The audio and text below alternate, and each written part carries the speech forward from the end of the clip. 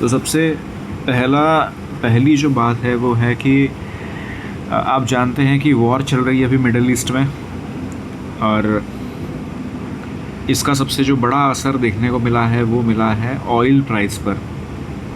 तो middle east में जो भी कॉन्फ्लिक्ट अभी चल रहा है, किसके बीच में चल रहा है? वो चल रहा है आपका यूएस इज़राइल वर्सेस ईरान, और इसमें अब बाकी भी कंट्री ज्वाइन कर रही है।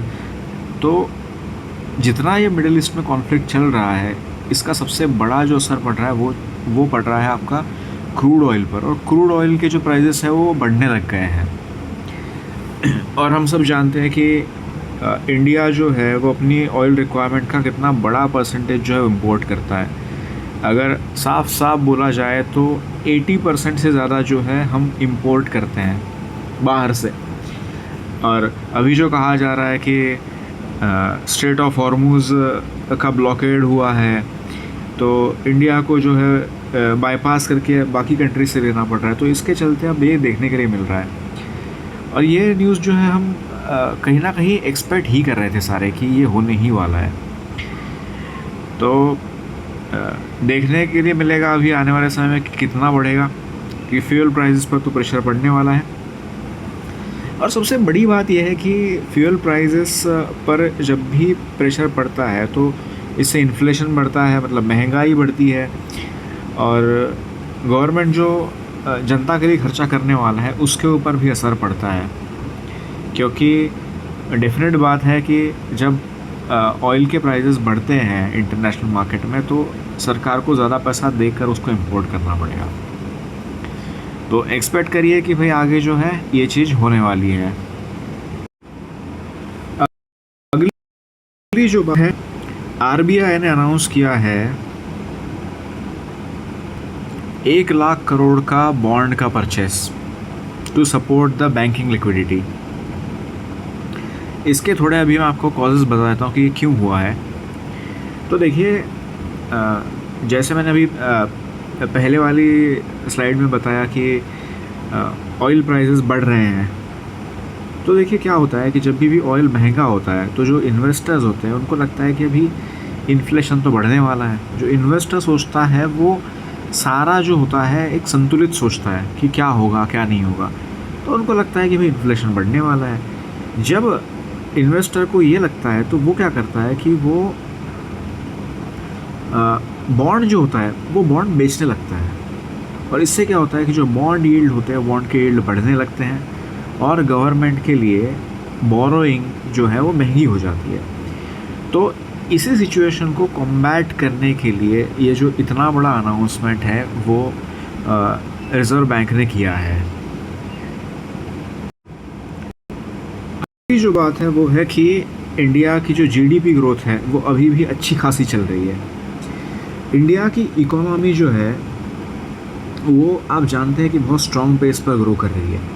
इसके जो मेन रीजंस हैं वो है, एक तो कि मैन्युफैक्चरिंग की ग्रोथ है, सर्विस सेक्टर की बूम है, और जो डोमेस्टिक डिमांड है वो भी काफ़ी अच्छी खासी है। तो क्या हुआ इससे कि अपना जो जीडीपी है वो 7.8% से ग्रो हुआ है, और पूरे साल का एस्टिमेट जो है वो अराउंड 7.6% लगाया जा रहा है। तो इसका मतलब है कि इंडिया अभी भी वर्ल्ड की फास्टेस्ट ग्रोइंग लार्ज इकोनॉमी बनी हुई है। ये हमारे लिए एक बहुत अच्छी न्यूज़ है।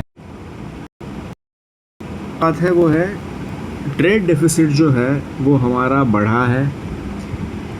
इंडिया का current account deficit Q3 FY26 में 13.2 बिलियन तक बढ़ गया है। देखो, आप जानते हैं कि इंडिया सारे गुड्स इंपोर्ट करता है, जैसे ऑयल हो गया, इलेक्ट्रॉनिक्स है, मशीनरी है। तो इसका कारण क्या है, क्यों बढ़ा है करंट अकाउंट डेफिसिट? तो इसका रीज़न है कि भाई जो इंपोर्ट हमारे हैं वो एक्सपोर्ट से ज़्यादा हो गए हैं। जितना हम एक्सपोर्ट करना चाहिए उतना हम नहीं कर पा रहे हैं। तो आप जानते हैं कि भाई रुपये के ऊपर प्रेशर तो बढ़ ही रहा है। अभी वॉर की भी सिचुएशन सारी चल रही है, तो इसका असर जो है पड़ेगा सीधा आपके रुपये के ऊपर, और रुपये पर जो है वो प्रेशर आने वाला है पक्का ही। अगली जो बात है वो है इंफ्रास्ट्रक्चर की। तो प्राइम मिनिस्टर ने हमारे राजस्थान में 1500 करोड़ का एयरपोर्ट का प्रोजेक्ट लॉन्च किया है। तो एयरपोर्ट जो है इंडिया में बढ़ते जा रहे हैं और ये बहुत अच्छी भी न्यूज़ है, क्योंकि जितने ज़्यादा एयरपोर्ट्स होंगे उतना ही अच्छा होएगा हमारे लिए। जैसे आप जानते हैं कि अपनी जो रेलवे के सिस्टम्स हैं वो उतनी बढ़िया है नहीं, मतलब उसके कंप्लेंट्स हम करते रहते हैं, कई बार हम देखते हैं। तो ऐसे में एयरपोर्ट्स का बनना जो है वो बहुत फ़ायदे का होता है अपने लिए। तो इंफ्रास्ट्रक्चर को बूस्ट मिलना बहुत अच्छी बात है। इस बजट में हमने देखा कि भाई बहुत सारा जैसे कैपेक्स जो है वो बढ़ने वाला है। खैर ये बजट इस वाले बजट का पार्ट नहीं होगा ये, पर ये चीज़ देखो जो ओवरऑल कंट्री के लिए भी बढ़िया है और जो रीजनल डेवलपमेंट है उसके लिए भी बहुत अच्छा है। इससे जॉब्स बढ़ते हैं और जो टूरिज़्म है, लॉजिस्टिक है, इसका भी अच्छा खासा ग्रोथ होता है। तो लॉन्ग टर्म में इंडिया की इकोनॉमी के लिए ये बहुत अच्छा है। इकोनॉमी जो है वो मल्टीप्लाई होती है, तो एयरपोर्ट्स और बढ़ने चाहिए। तो आज के कुछ ये मुद्दे थे जिस पर मुझे बोलना था। बाकी आपके कोई क्वेश्चंस होते हैं तो कमेंट ज़रूर करिए और चैनल को सब्सक्राइब भी करिए, ताकि और जो वीडियोज़ है वो आप तक जो है वो रेगुलर आते रहें। आपका बहुत बहुत धन्यवाद।